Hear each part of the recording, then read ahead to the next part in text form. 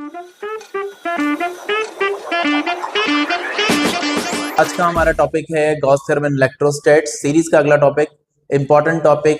Statement आपके सामने यहाँ पर लिखा हुआ है कि किस तरीके से आपको यहाँ पर एक गॉसियन सरफेस से इलेक्ट्रिक फ्लक्स की कैलकुलेशन यहाँ करनी है।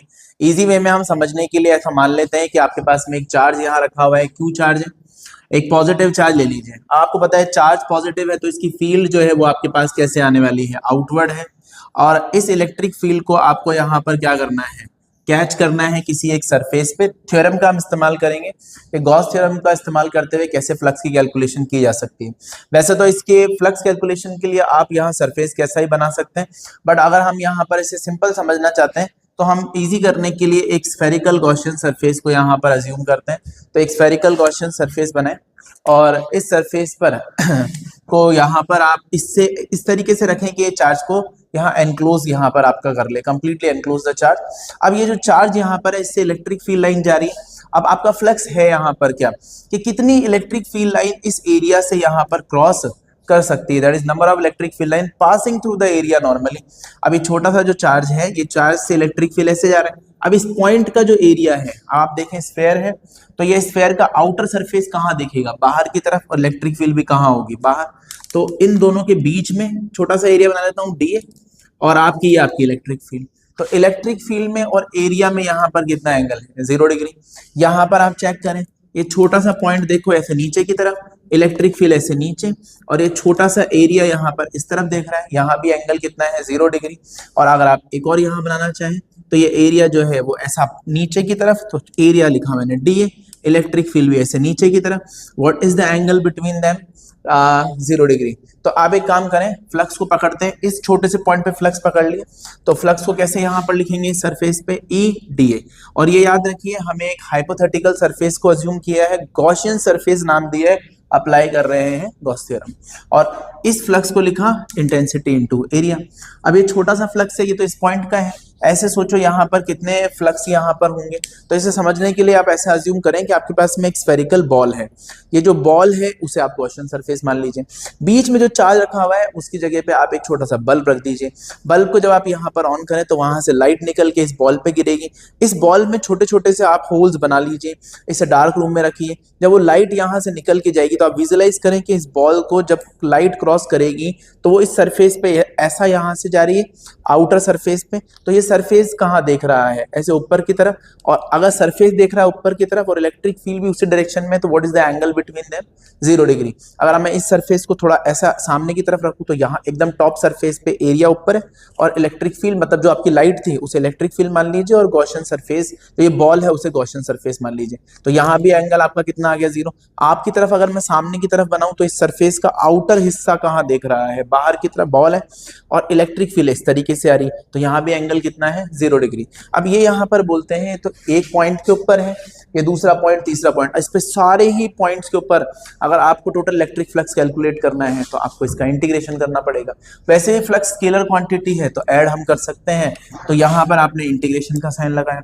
इंटीग्रेशन एक क्लोज सरफेस के लिए है तो ये यहाँ पर आपने क्लोज इंटीग्रेशन यहाँ पर बना दिया, that is the total electric flux through a close hypothetical Gaussian surface. तो ये बोलते हैं कि इसका जो रिजल्ट निकल के आने वाला है ये इस गॉसियन सरफेस के अंदर रखे गए चार्ज के अलजेब्रिक सम को डिवाइड करना है केवल आपको, किससे, एप्सिलॉन नॉट। तो ये enclose charge divided by epsilon not. अब इस समय पर आप बताएं कितना चार्ज रखा हुआ है, क्यू, तो आपने लिख दिया क्यू और सीधा डिवाइड कर दिया आपने यहाँ पर किससे, एप्सिलॉन नॉट से। अगर मैं थोड़ा समझने के लिए ऐसा मान लेता हूं कि यहाँ मैंने चार्ज रखा होता है Q1, एक चार्ज रखा होता Q2, एक चार्ज रखा होता Q3, तो आपको यहाँ अगर फ्लक्स लिखना होता इस हाइपोथेटिकल गॉसियन सरफेस से, तो आपको इन तीनों ही चार्जेस का अलजेब्रिक सम, वही बोल रहे हैं कि algebraic sum of the charge enclose Q1, Q2, Q3 divided by आपका यहाँ पर epsilon naught, algebraic sum divide by epsilon not.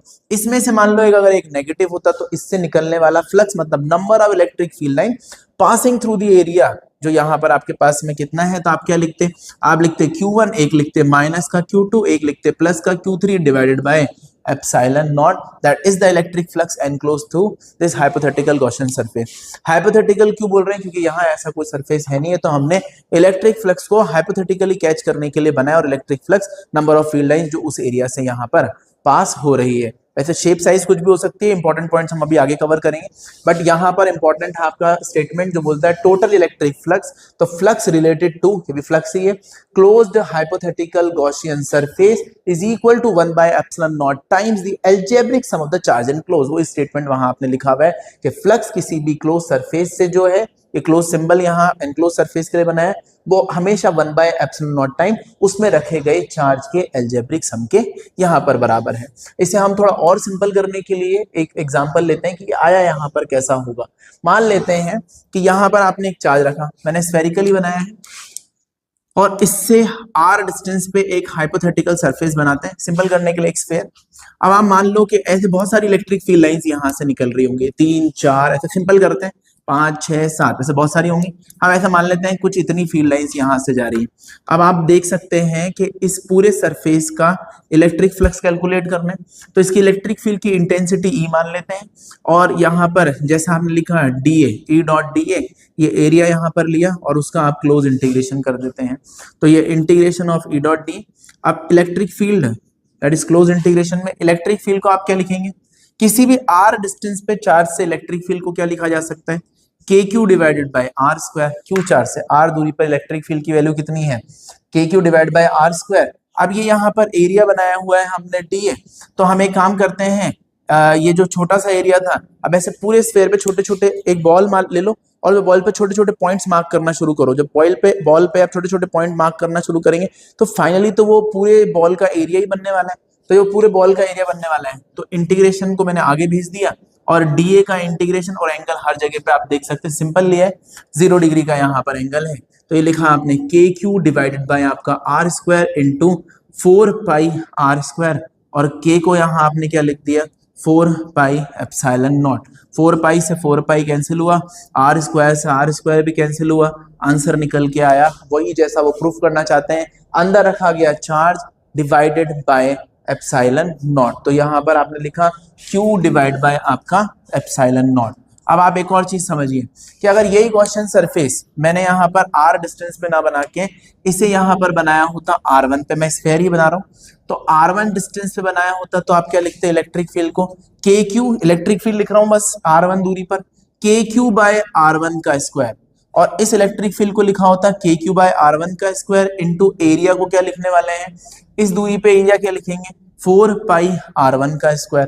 अब आप देखो 4 पाई कैंसिल हुआ, r1 कैंसिल हुआ, आंसर तो अब भी वही निकल के आ रहा है Q divide by epsilon not.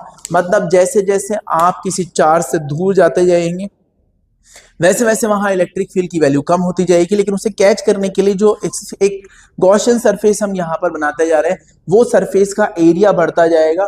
मतलब इंटेंसिटी का और एरिया का जो प्रोडक्ट है वो यहाँ पर कांस्टेंट है, which is equal to charge divide by epsilon naught, और वो बदल ही नहीं सकता। आप खुद समझिए कि यहाँ से निकलने वाली अगर लाइन जो है वो 10 है, तो यहाँ से 10 लाइन निकली है, तो आगे भी कितनी आने वाली है, वो भी 10 ही आने वाली है, और उससे आगे पहुंचोगे तो भी 10 ही आने वाली है।